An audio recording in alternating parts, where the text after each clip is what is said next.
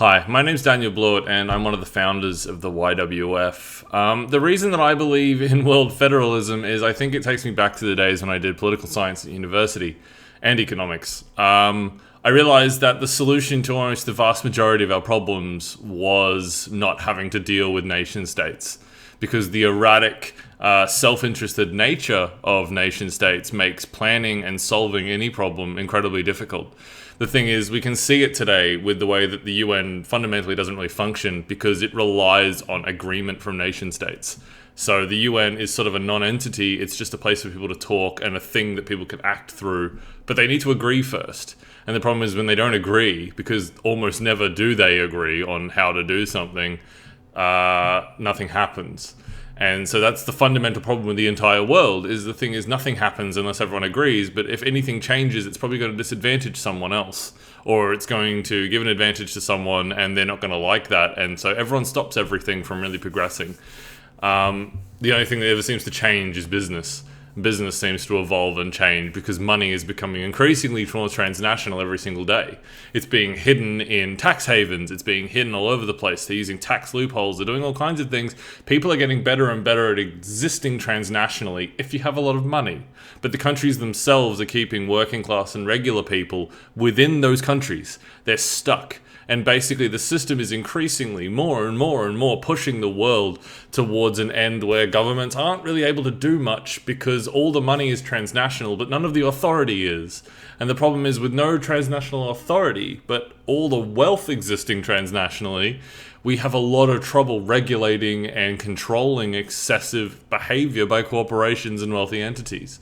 And you can see that with global warming. It's exactly a case of that. We can't control it because the processes and the companies and everything involved has become a transnational global problem.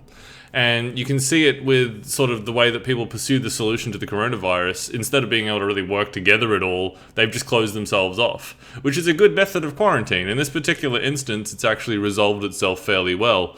The problem is that solving the problem is a very autonomous exercise, each country sort of out for themselves.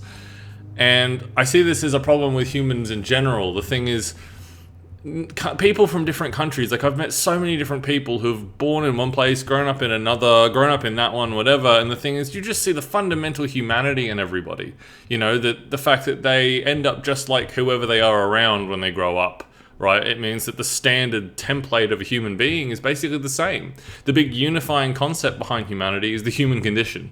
And the human condition is something we all share. So all human beings have this fundamental underlying template that is exactly the same. And the thing is that by empowering human beings and giving them the tools and the things that they need to get better, they can progress. And the thing is, for the future of humanity, for interstellar travel, for expanding beyond where we are, it is such a tragedy.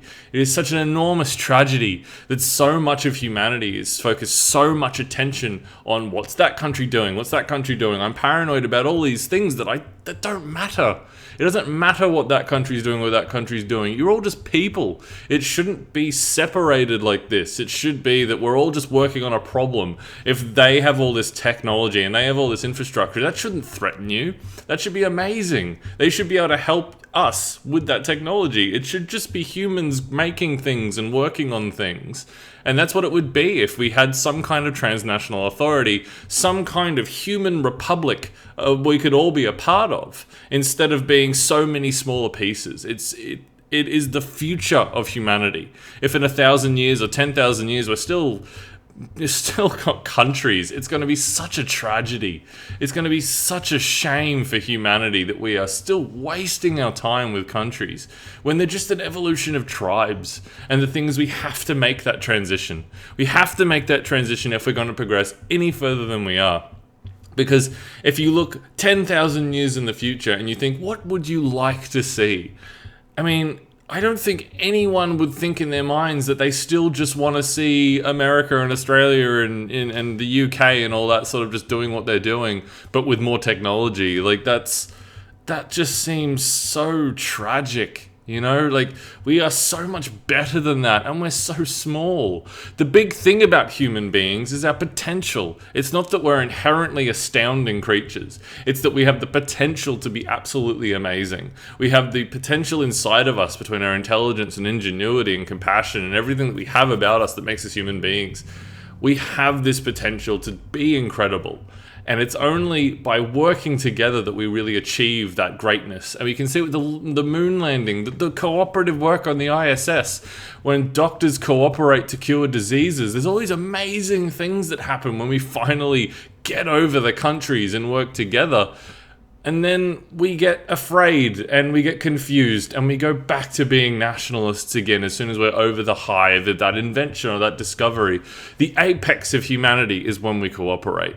And the worst sides of humanity is when we pull in on ourselves and defend ourselves like we've got this little castle and it's all we have left. That is a betrayal of what humanity is capable of and what our future promises us if we reach out and grab it. And that is why I'm a World Federalist, because I believe in a much, much better future that has so much more to offer us.